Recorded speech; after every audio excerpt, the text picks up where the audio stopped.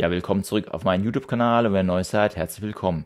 Im Rahmen meiner Videoreihe zur Navigation mit Uhren habe ich heute die Suunto 5 auf dem Tisch liegen. Die Suunto 5 ist das Zwischenmodell zwischen der Suunto 9 Peak und der Suunto 3. Sie bietet auch, ja, deswegen wir sehen ja auch nicht im Video, auch die Navigation als Möglichkeit. Und ich möchte euch einfach kurz zeigen, wie das Ganze funktioniert. Ja, das Ganze werde ich jetzt im Rahmen von Komoot zeigen. Hier haben wir jetzt einmal die Suunto-App geöffnet.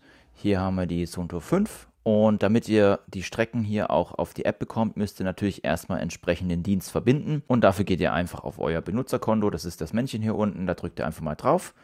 Und dann seht ihr schon, ich habe hier das entsprechend mit RunGap, Stride und Komoot schon verbunden.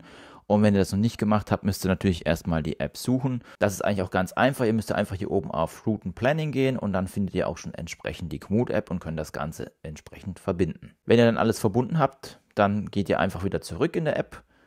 Und zwar gibt es hier unten diesen Button, das kennt man ja hier von Google auch. Da drücken wir jetzt einfach mal drauf. Dann kommt ihr auch direkt auf eure Karte bzw. auf euren Standort. Und dann gibt es hier unten zwei weitere Button. Und wenn ihr jetzt auf dieses Registerkärtchen hier geht, dann seht ihr auch schon eine Übersicht der ganzen Routen. Ich habe jetzt wie gesagt mein Komoot-Konto schon verbunden und hier können wir dann alle Routen sehen, die ich jetzt entsprechend hier geplant habe. Wenn ihr jetzt eine Route auf die Uhr haben wollt, dann müsst ihr einfach hier auf diesen Hebel drücken.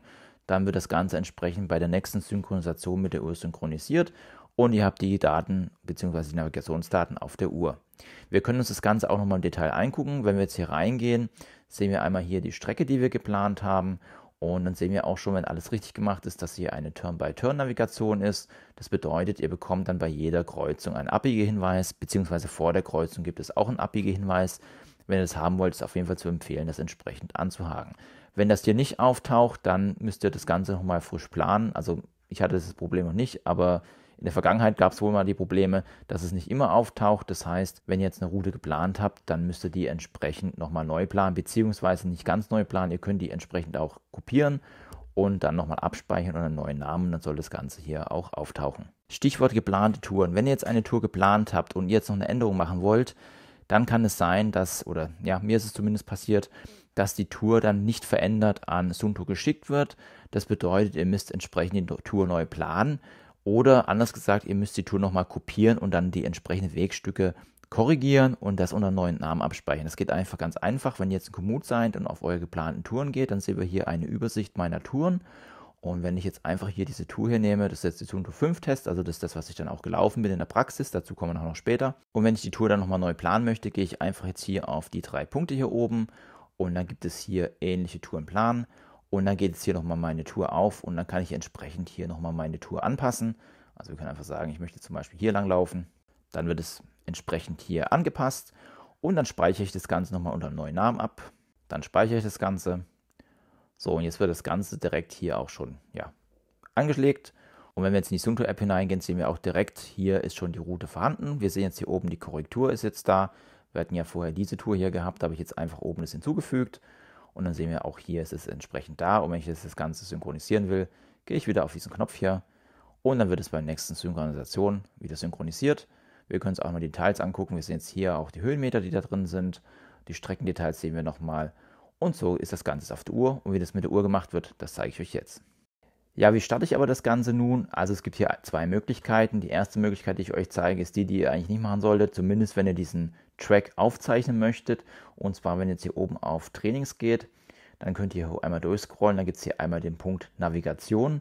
Und wenn jetzt hier, also ihr könnt hier euch auch navigieren lassen, aber es wird nichts aufgezeichnet. Das bedeutet, ihr habt hinterher keine GPS-Daten bzw. keine Daten. Und ja, ich denke mal, die meisten wollen wahrscheinlich die Daten haben. Ja, wenn ihr die Routen aber aufzeichnen wollt, ist eigentlich ganz einfach. Also die Uhr habe ich jetzt mal synchronisiert mit der App. Dann geht ihr jetzt einfach nochmal hier in die Aktivität hinein und dann nochmal ins Training. Das wählt ihr jetzt entsprechend aus. Und dann geht ihr einfach auf das Training, was ihr wollt. Ich habe jetzt hier Laufen, das ich auswählen möchte. Das wähle ich entsprechend aus. Und jetzt müsst ihr einfach einen kleinen Moment warten, bis hier unten die Optionen kommen. Und dann kommen wir hier in die Option hinein. Wir sehen, hier gibt es eine Vielzahl an Optionsmöglichkeiten und wir müssen dann einfach hier auf Navigation gehen. Das ist in dem Fall Brotkrümel, das ist so eine Zurückführ-Navigation, die wählen wir jetzt entsprechend aus. Und dann können wir jetzt auch hier entsprechend unsere Routen auswählen. Dafür gehen wir jetzt einfach mal hier runter auf Routen. Und dann sehen wir schon, hier sind die ganzen Routen, die wir jetzt aktiv in die App eingestellt haben bzw. aktiviert haben, aufgelistet.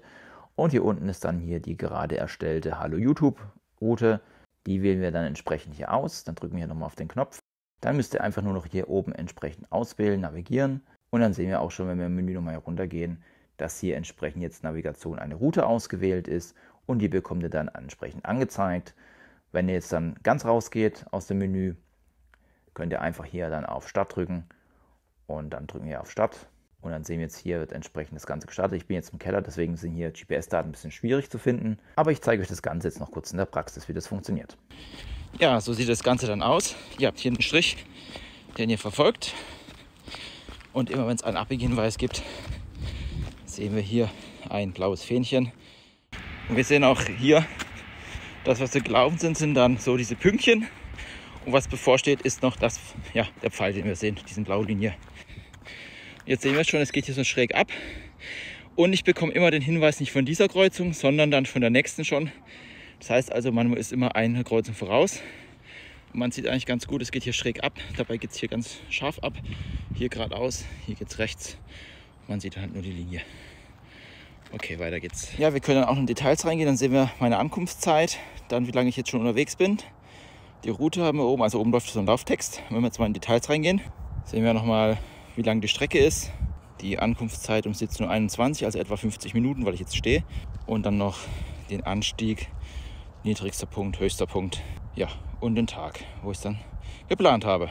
Und zudem bekommt ihr dann auch noch eine Übersicht der Steigung, beziehungsweise jetzt hier, ich laufe jetzt ziemlich flach, deswegen sieht man jetzt auch nicht so ganz viel.